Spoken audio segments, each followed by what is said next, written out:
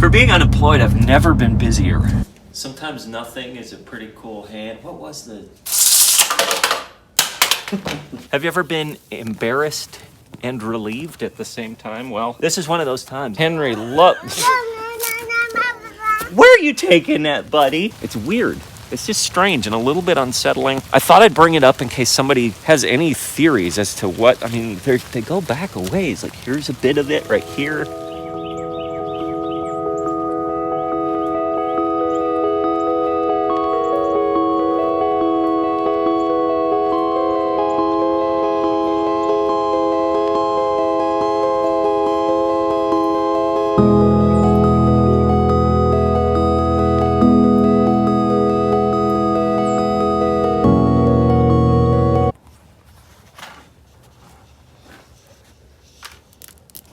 Good job. Thank you for moving the chicken food, bud. I really appreciate that. Oh, let's keep it in the bucket. There you go. We can pour it in. Nope. Oh, buddy. All right. I think we're done now. I don't know if this is gonna work. We're gonna give it a shot. I'm in the truck. Normally when I'm in my other vehicle, the car, I have a little mount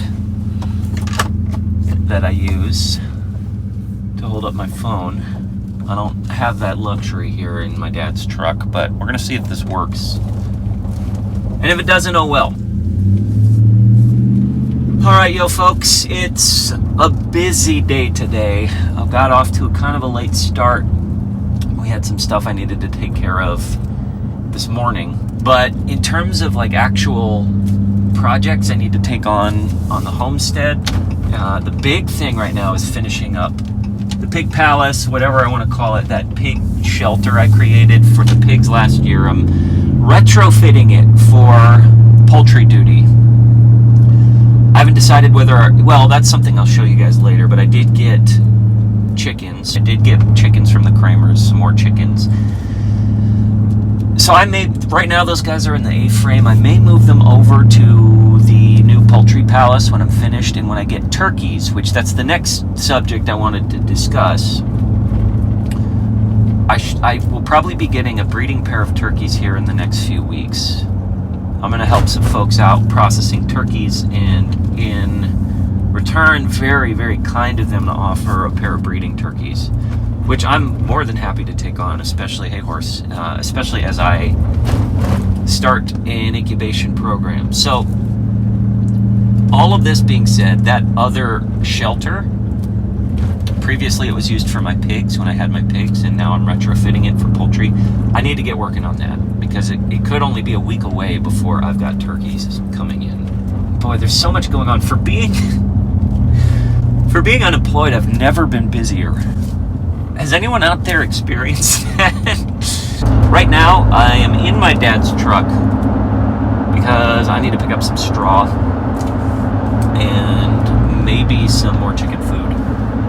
And it's a beautiful day to do it, so may as well knock it out. I've extolled the virtues of straw as a bedding material and a poop catch material many times before, and straw is my substrate of choice for poultry runs. So I'm going to go do that right now, run to the co-op that's fairly close to us and get some straw.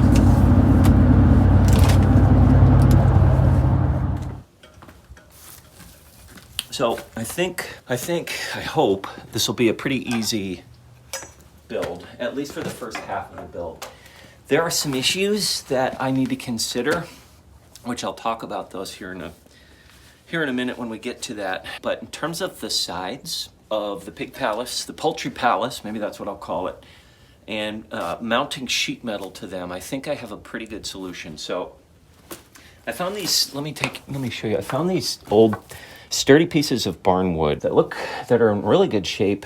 I'm assuming that they're left over from the barn build way back when. And there's a couple of pieces of here in the hayloft that I grabbed. I'm gonna rip these, and depending on how much I need, I'm gonna rip maybe 2 boards, so I get 4 pieces total. And I'm going to use poultry staples, these net staples, Let me show you what one looks like.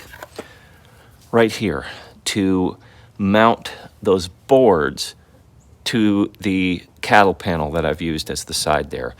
So I'll have 4 pieces mounted on the cattle panel using a bunch of these to fix it. Once I've got those pieces of wood up, then I'm gonna take the sheet metal, use these screws, these sheet metal screws, to attach them to the wooden pieces. It's crazy, I needed a very specific length of sheet metal, and I actually have a few pieces of that up in the hayloft that I'm gonna go grab, but it's crazy because, I mean, to the inch, it's perfect, the amount of sheet metal that I need lengthwise. I'll still need to cut for height, but that's not nearly as time consuming as cutting for length, at least on sheet metal. Using my good old tin snips. Thank you for correcting me. These are not aviation snips. I looked it up.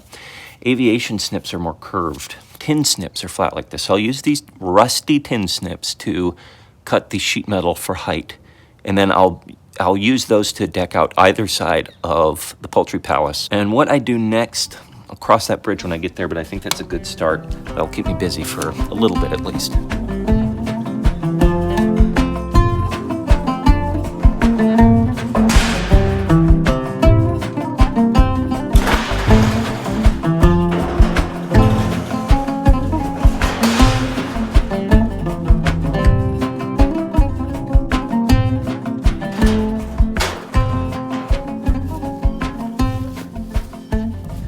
So as I was saying, these are the perfect length for the sides of the poultry panel. The height, they're a little too high. And you know, part of me considered just flopping the whole thing up on the side, but it would make the top too floppy.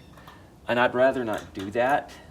As much as I hate to have a sharp edge on one of the sides, I'm just gonna have to do this to make it fit better. So what I'm gonna do is just cut along here for the height, and the sharp edge that I cut off, that's gonna serve as the bottom. That's gonna be lined up against the wood on the poultry palace. You'll see what I'm talking about, but I think that's my goal now.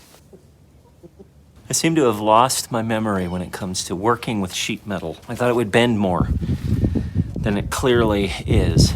So I'm gonna take a different approach instead. That's how this works. You try things out, and when they don't work as planned, you try something else. That's what I love about doing projects like this, is they're like little puzzles that you have to solve for.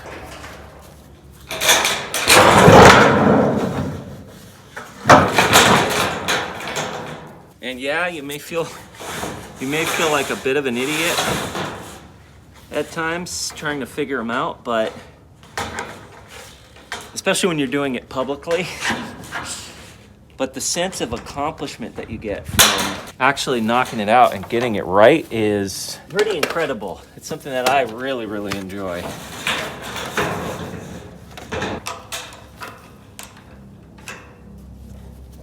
I want gloves for this.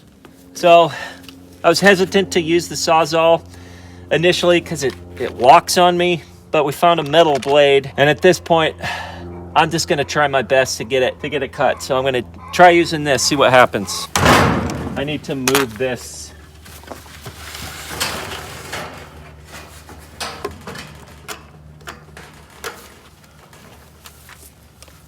All right, here we go.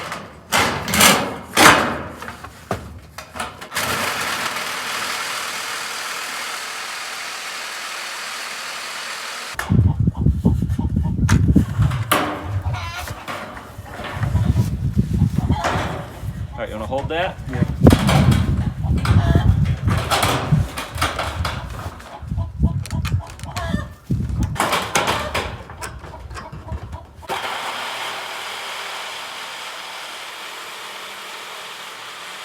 Have you ever been embarrassed and relieved at the same time? Well, this is one of those times. I'm embarrassed because I remember snipping through sheet metal as being much easier than it apparently is. And so it took me all that time to just swallow my pride and grab the Sawzall, and that took 3 minutes, 2 minutes. So yes, I'm embarrassed and I'm relieved at the same time, but I'm a tiny bit wiser because of it. So I want to head off some comments at the pass. Yes, the bottom edge is sharp, jagged, uneven and dangerous to the touch. But I'm gonna be burying this sharp edge in this groove in the wood where the cattle panel sits. So it won't be exposed. Right now I just need to check to make sure that it's gonna fit, period.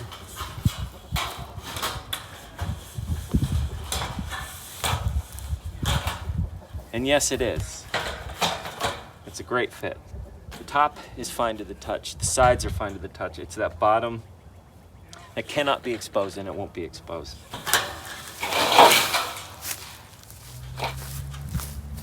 Jagged side down.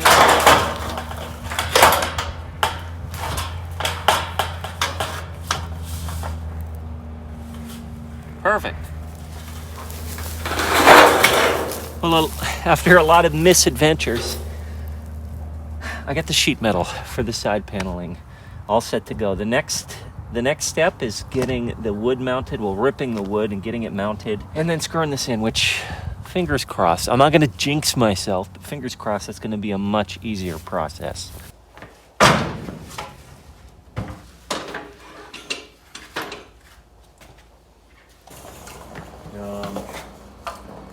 But that'll be done. Yeah.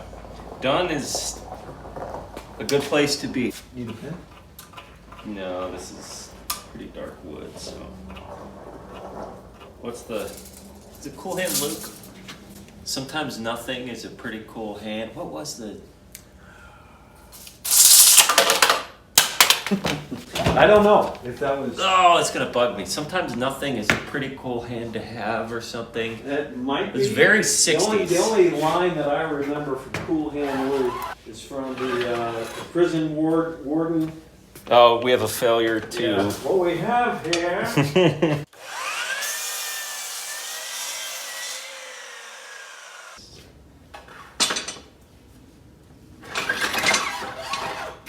That end to end.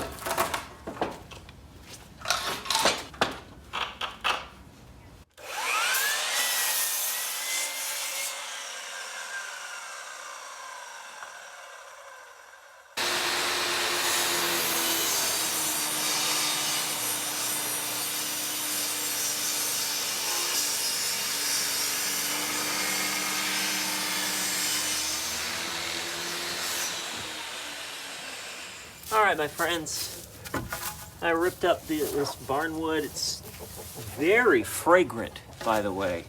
It's old wood, decades old. I'm not sure what they soaked this stuff in, but it is quite fragrant. It's time to get these up. It should be pretty easy. Again, I say that, but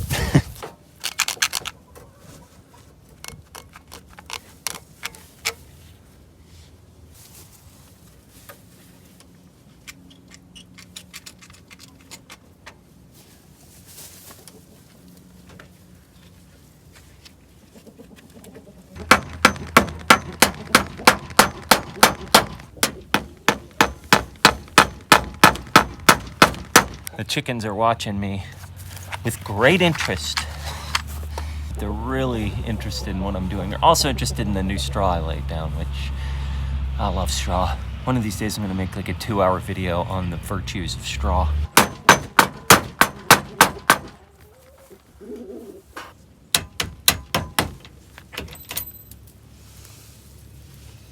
Whenever you drop a nail or a small item, watch it as it's traveling downwards through the air, because you will lose it. It will disappear. Dad was trying to say that there's a law, like Murphy's Law, associated with dropping small objects, that you will lose its position. If you drop a tiny thing on the floor, it's gonna roll under something and you'll never know what happened to it. So always, if you can, observe the falling object. This thing is on there very solid. Let me take off the other.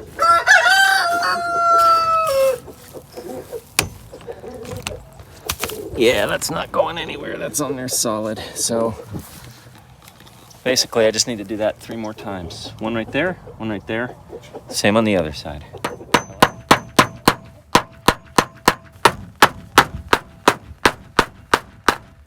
Oh, of the wooden strips are up and they are solid. Now the only thing I need to do is affix the sheet metal. We're done for this section of the day.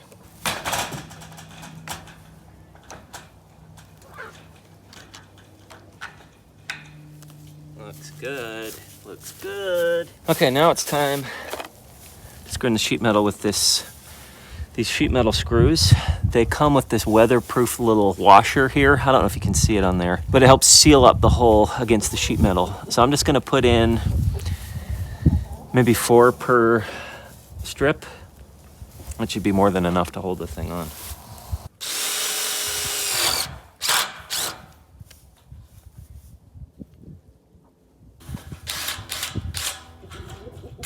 Great length. Frustrating update. These sheet metal screws, I had a bunch of them laying around. I thought they would do the trick. I guess they're too short because once they actually go through the sheet metal and into the strip, they don't stay put. My assumption is that I just need something longer. So what I'm gonna do is take these longer outdoor all-purpose screws, put the weatherproof sealing on them, and put them in their place where the hole was. Maybe it's a long shot, but it's the only thing I can think of, so wish me luck.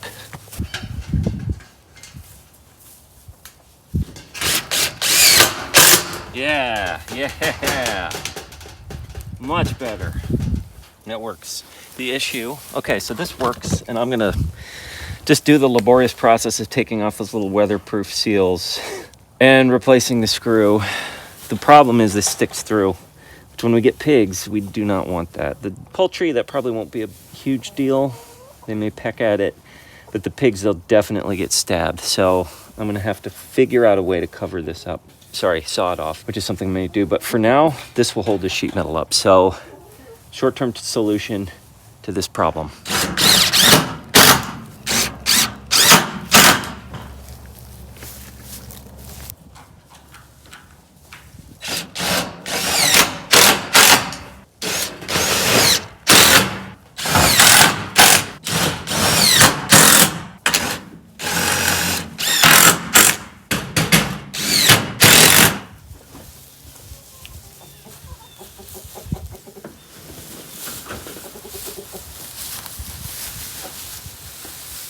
Okay, so this thing's heavy. If I appear out of breath, that's because I am. This thing is very heavy, and that's good.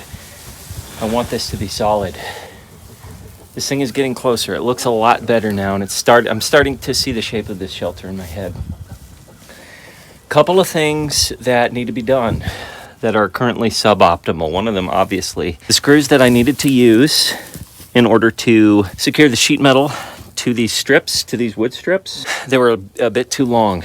Obviously, they needed to be long in order to actually get purchase into the strips. Those were all I had. So I made do. I had the weather seal washers here, but these still stick over, and you can see it along the edge of this strip. If you look really closely, there's other screws that are sticking out. So I'm gonna have to come in and file these screws down, or just off, because they pose a hazard. Not as much to poultry. You know, I'm gonna have poultry in here, and I don't think that it's as big of a deal for poultry, but definitely when I do have pigs again, the pigs are going to brush up against the side, and those are going to draw blood. Those are going to leave scars. A couple of other things. The bottom of the sheet metal, as you can see, it's jagged and it's leaving some holes. So I'm just going to get a nice, fairly thin piece of trim to put on the bottom of these. Trim out the bottom of each side.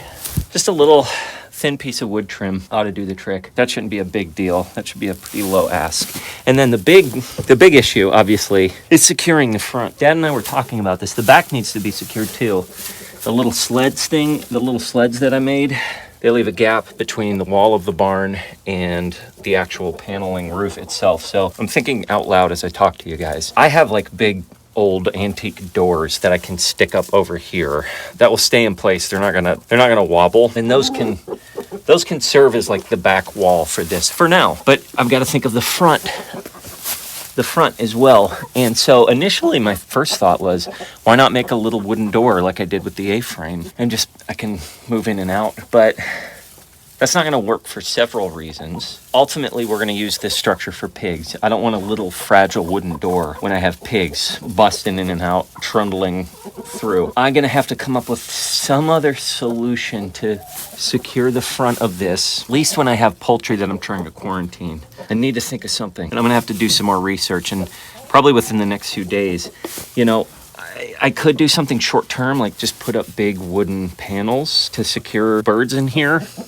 Clip them on, use clamps to clip them on and keep them secure, and then put like bricks or something down there. I don't know, I'm gonna have to get creative. But for the long-term usage of this structure as a pig palace, this is great. This is perfect. This is exactly what I want. It's nice to see it come together. Yes, there are some tweaks I need to make to it for long-term use. Eventually I'm gonna get a rope and maybe some wheels back there so it'll be easier to move. When I have pigs and I'm pasturing them down in the woods, I want to move this thing around. And so I'll make some modifications on that end. But boy, doesn't this look better than what it did just a week ago?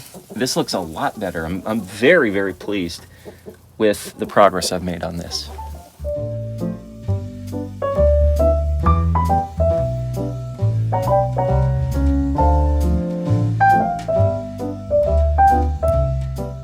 So one thing we've noticed is Henry loves... Where are you taking that, buddy? Henry loves doing chores.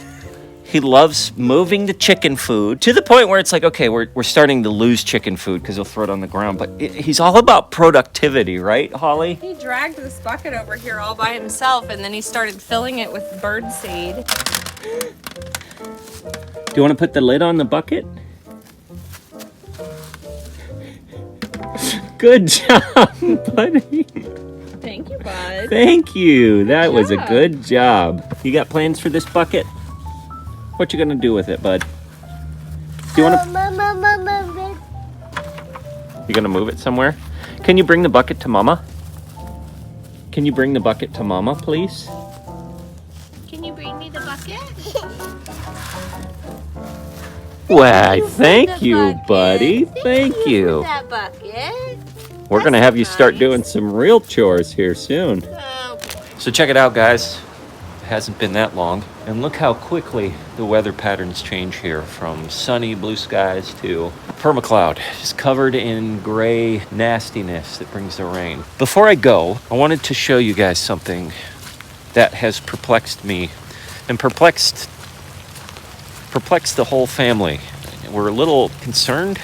Something that was kind of weird, kind of strange, kind of creepy, but maybe I'm looking into it too much.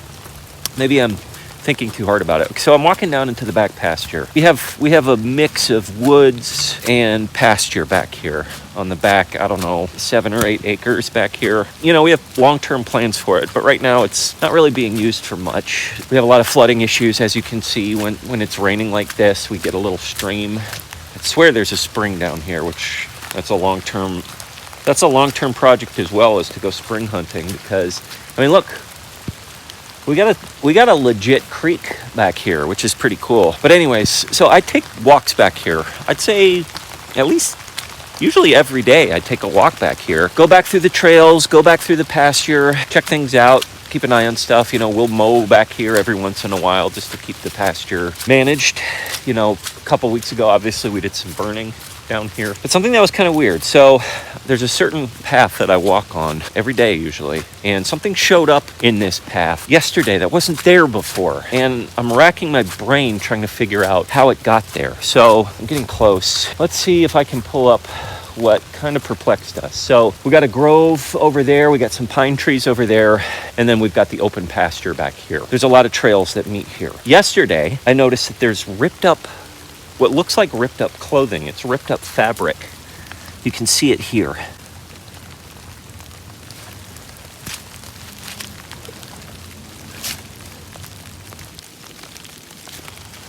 There's a lot of it, and it's spread out. It's spread out over this whole area. There's some way over there. There's some over there. What looks like a band for clothing. And it's just all over the place, and it just showed up out of nowhere. Like I said, I walk this path very frequently, Yesterday it was sunny. I was taking a nice walk in the back pasture, in the backwoods here, and there's all of these clothes strewn about. Your first instinct is to think, well, somebody put those here. It was a person that put these here. Why are they all ripped up? Your next instinct is to think, well, it's probably an animal. And then your third instinct is like, where's the blood? Where's the gore? Are there bits of brain or something around? There wasn't. It was just ripped up clothes. And so I'm just trying to think, like, sometime in the past few days, something, probably, I'm guessing an animal brought fabric back here and ripped it to shreds. Maybe a couple of different animals. We do get coyotes back here sometime. I'm not going to talk about our camera program that we use on our homestead, but let's just say there are no cameras in this particular vicinity. So we couldn't exactly see what was going on, and any other cameras that we may or may not have set up didn't pick up any indication of something carrying clothes. They just showed up out of nowhere. What do you think might have caused this? Would it be is it common for coyotes, even stray dogs, to bring bits of clothing and rip it up? Maybe there was a scent of something on it. I don't know. It's weird. It's just strange and a little bit unsettling. I thought I'd bring it up in case somebody has any theories as to what, I mean, they go back a ways. Like, here's a bit of it right here. Here's some right here. It's ripped up pretty good. I don't get it. Part of me thinks, we'll have junk that's been on this land for many years kind of unearth itself every once in a while, and there's been sediment or weather. This wasn't the case. It was several sunny days, nothing's here, and then all of a sudden, boom, we have all these clothes ripped up and strewn about. I have no idea. If anyone out there knows what might be the answer for this, I'd be very, very curious as to your thoughts. Weird.